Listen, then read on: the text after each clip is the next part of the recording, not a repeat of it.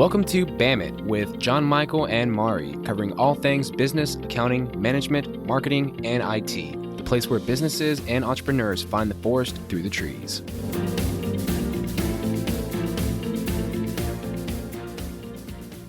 Hello and welcome to BAM It. I'm Mari Peterson with Marketing Outpost, and here is my trusty sidekick, slapstick, work husband. I'm John Michael, Peridot Consulting. Okay, obviously he's not had enough coffee yet, folks. But today we're doing another Billism episode, and this one I'm going to lead off with so that Bill can fill in the blanks here. I heard this quote: "If people count in your business, can you count on your people?" Bill, you care to elaborate? Yes, Disney has a great quote for new employees. Disney quote is that we will develop you. We'll develop you up, or we can develop you into becoming a guest. What that means is if it doesn't work out for Disney and the new employee, then you still can come to Disney, but you'll come to Disney as a guest. I use the Billism of develop them up or develop them out, but develop them. That's funny. We're going to develop you as an employee, or you're going to be a guest. And I don't know. I just think that's funny. But it is funny, but the truth is that you can lead a horse to water, but you can't make them drink. If you can spend all the time you want on training people, and training is not a word that I particularly embrace. Training has a start and a finish. Developing people is an ongoing process. And if you want your business to grow, then people need to grow. If not, you're going to get homegrown. Your business is going to stagnate, and you're not going to be able to grow as well as if your people are growing. And in that, it takes development.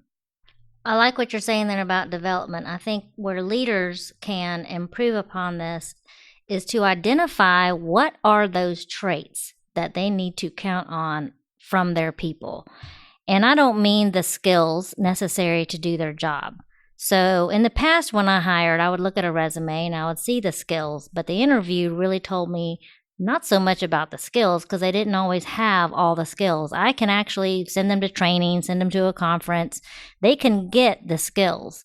What was more important to me was, were they a good fit within the environment and also for our customers? And that's a totally different set of traits than you would look for somebody that say, oh yes, they can, word process, they can create documents. That's a completely different thing. But I think leaders first have to identify what are those traits that they need in order to count on their people and in order to develop them.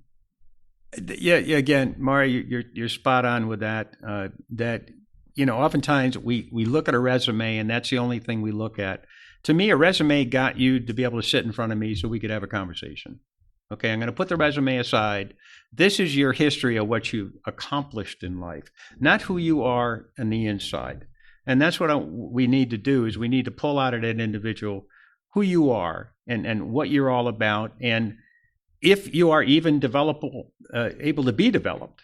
A lot of times, people that are sitting in front of you think they've arrived. I've got a PhD. I've already done everything I need to do in life, and that's the way I'm going to be. There are also people out there that don't want to be developed. So I have also come across employees that say, I really don't want to do more. I like my job the way it is. I like my structure the way it is. And that's fine too. I sort of always give the example of a body. Not everybody can be the head and the brain. Somebody else has got to be an arm, somebody else has got to be a hand, somebody's got to be your back. So everybody has different roles. And I think understanding your employees and what role that they are in now versus where they may want to be is your development track. I call that the right seat on the bus. Being able to put that person in the right seat on the bus. Not everybody wants to drive the bus. Okay? But they just want to be a passenger. So do you want to sit towards the front? Do you want to sit towards the back? And if that works for you, that works for the company, then it's a great fit. Sometimes people can be ignorant or in denial to the development. And, we talked about in one of our prior Billisms of the working in or working on, sometimes on your business. Sometimes people, what I mean by they're in denial to it, they don't they don't understand that they can be developed, or they don't understand that there's a passion to be developed, and they can be naive to it. Let's address this from a self-employed perspective, because we do work with so many self-employed business owners who by nature are entrepreneurs, who by nature are probably think that they can do a lot and probably can, but they don't necessarily need to. I think self-employed individuals need to also work on their own self-development. Agree. I like to use the SMART approach, whether it be with self or with other people I'm responsible to. And the SMART approach, for those that have not heard that before, the S is specific. Let's talk about a specific thing that we want to accomplish. Let's say that I want to lose weight. That's not specific. What is specific is I want to lose 50 pounds. The M is measurable. Measurable meaning I want to accomplish that in the next 3 weeks, or 3 months. I'm sorry, 3 weeks, 50 pounds. Oh my gosh. Let's do that in 3 months. Actionable. How am I going to accomplish that? Okay, I'm going to get up in the morning and I'm going to run 3 miles. I'm going to go to every other day. I'm going to go to the gym. Those are all action steps I need to take. Is it relevant? Is it relevant for what I want to accomplish, specifically losing weight? Am I physically capable of losing that weight? And more importantly, am I physically able to accomplish what needs to be accomplished? And timeline is start and a finish time. That's a timeline. So I like the SMART approach. It's written down. I hold myself accountable to that. But again, I think the big thing is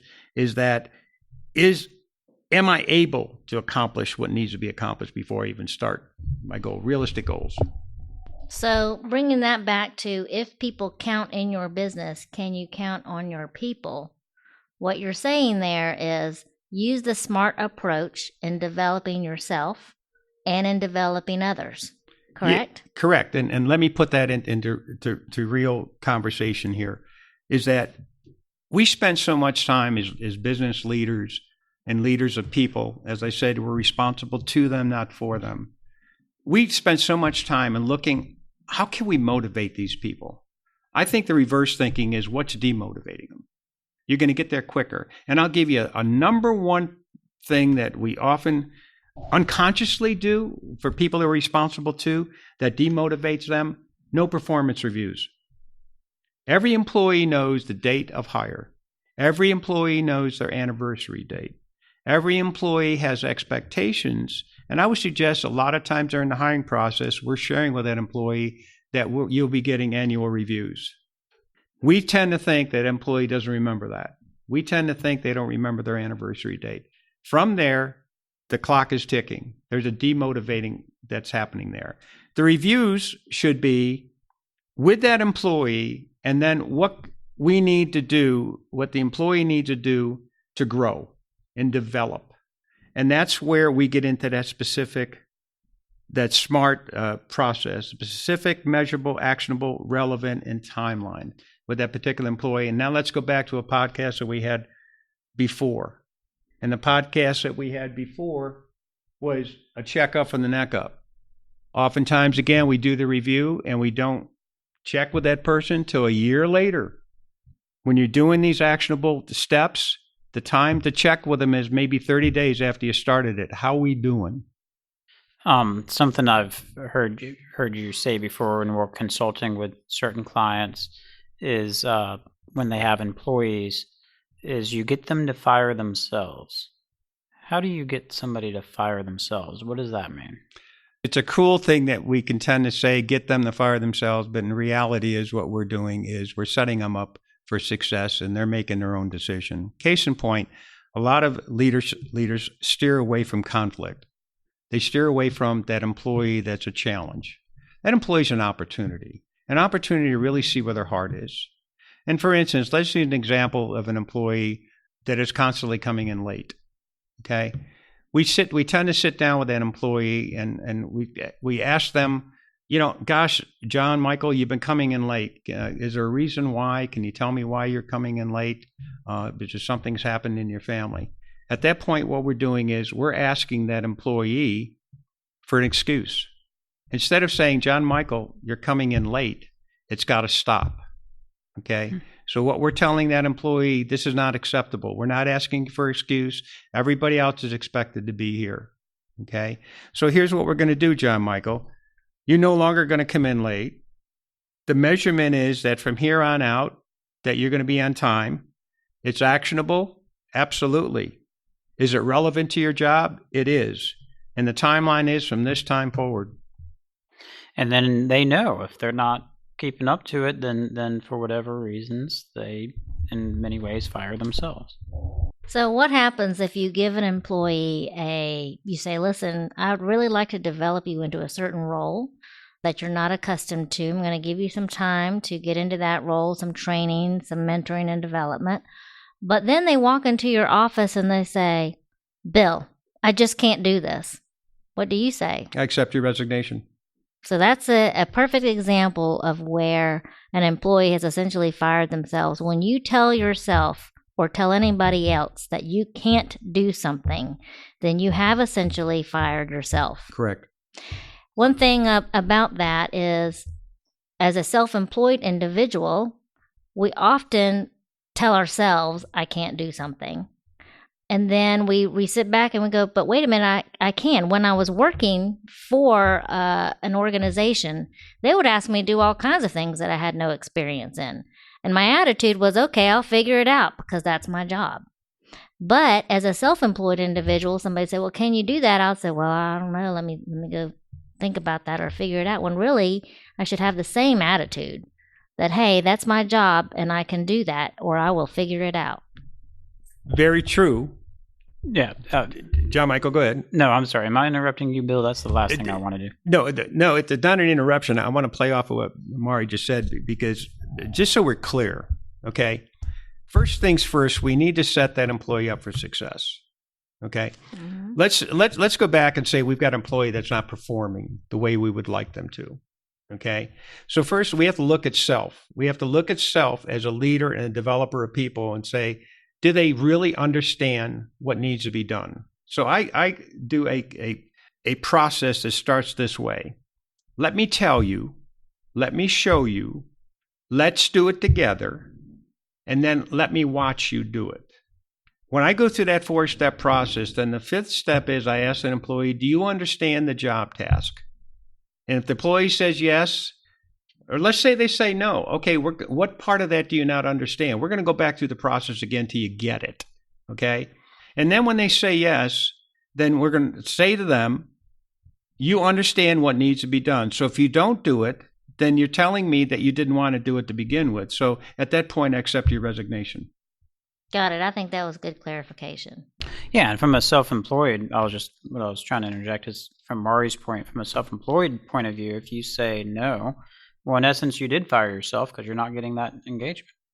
You're not getting that job. And it's this is, of course, we're talking about here, guys, like predetermined job tasks. It doesn't mean if you can't do anything, then suddenly, then you're failing at your job. It's obviously, if your job is to arrive on time and leave on time, and you're not doing that, that is a predetermined task. And again, looking at self first as a leader, do we have a job description to begin with? Again, I find that is lacking in a lot of businesses.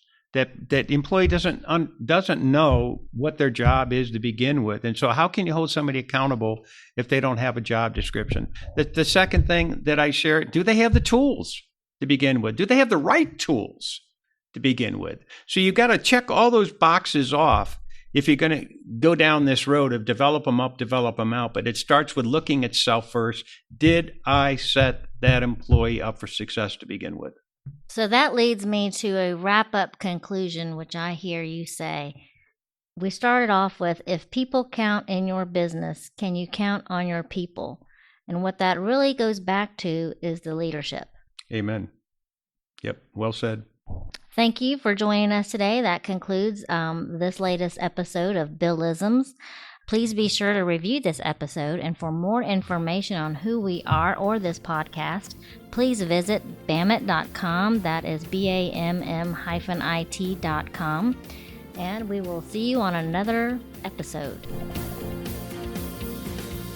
The information, opinions, and recommendations presented in this podcast are for general information only, and any reliance on the information provided in this podcast is done at your own risk. This podcast should not be considered professional advice and is for entertainment purposes only. The hosts and guests of this podcast may make terrible attempts at being funny, and this podcast does not defend the merits of this humor, nor does it guarantee that the humor will be successful. It is not guaranteed that you will find this as entertaining as the hosts find themselves.